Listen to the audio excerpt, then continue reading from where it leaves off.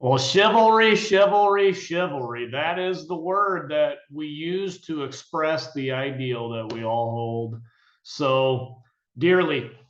Pastor Dalrock wrote an article about this. Chivalry is the word that expresses the ideal. And he says in his article that one of the fairly often criticism he receives on chivalry is that he's using that term incorrectly, that chivalry is something good that all men should aspire to. The argument is that chivalry is merely a code of martial honor, and the ideas of reverence for women, the idolization of romantic love, the pedestalization of women, that's something entirely separate from chivalry, mainly courtly love.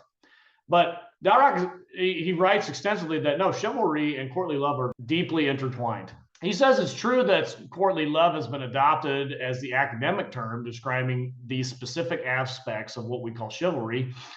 It is a fundamental part of how we use the word chivalry today and how we used it for hundreds and hundreds of years. He reminds us, and I've done a video on this, about how the oldest, most prestigious order of chivalry in the world was founded in 1348 to commemorate the time when the King of England picked up a noblewoman's undergarment, which she had dropped, and gallantly declared, point soit qui mal pense, something in Latin. I'm sure I messed that up. It means, shame on him who thinks evil of it.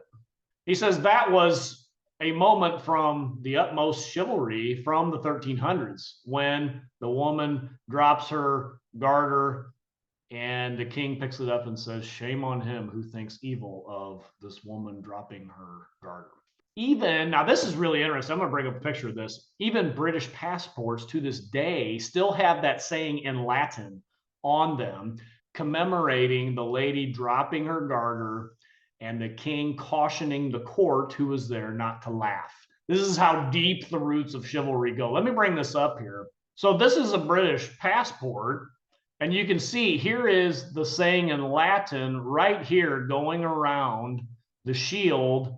And this going around the shield, this is a garter right here. You can kind of see the buckle of it. This is the saying in Latin, which I just said, shame on him who thinks ill of it, right? This is how deep the roots of chivalry go, right on the British passport, for crying out loud. And so Dalrock points to a book that was first written in 1918 called Heroes and Heroines of Chivalry. And he draws out some of the things from this book about the heroes and heroines and the ideals that are set out in chivalry and how deep the roots runs of chivalry, courtly love, the idea that women are infallible almost.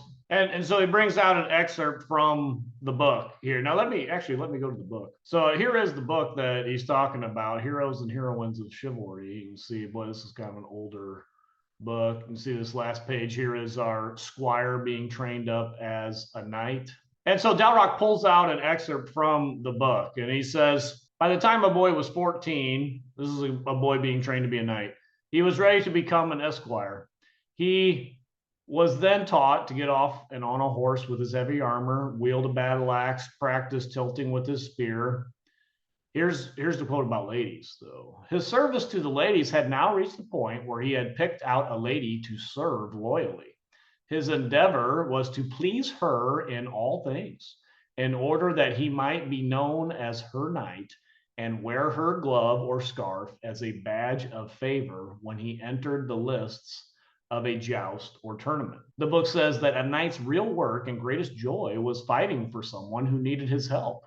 Tournaments and jousts gave them chances to show off their skills in public. And the book says that the same qualities that made a manful fighter then make one now: to speak the truth, to perform a promise to the utmost.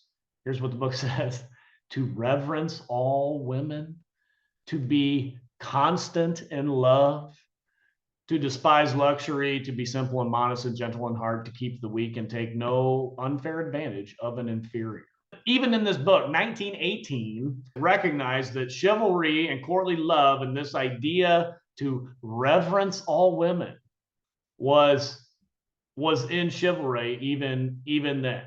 And so to sum up, Dalrock says chivalry is the word that expresses this ideal that we reverence women. And the saddest part is that chivalry and Christianity are so intertwined. Nearly all Christians today would struggle greatly to separate the two in a meaningful way, especially when it comes for the proper roles of men and women and the morality of romantic love. This is what Dalrock is commenting. So this is true despite the fact that the ideas now accepted as Christian were created as a parody of Christianity in this courtly love idea. The Bible teaches Christians that wives should submit to their husbands in all things, that's Ephesians 5, with fear and reverence, and call their husbands Lord, that's 1 Peter 3. Wow. Now, chivalry teaches Christians that a man should submit to his lady in all things with fear and reverence.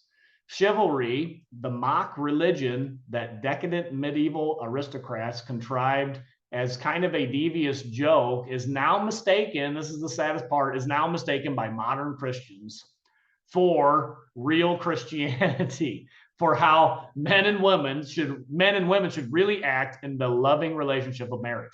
He says this makes modern Christians helpless when trying to fight against things like feminism, because the temptation is to offer chivalry as a way back to Christianity. And chivalry is the parasite on which feminism feeds. It's bad stuff. It's bad stuff.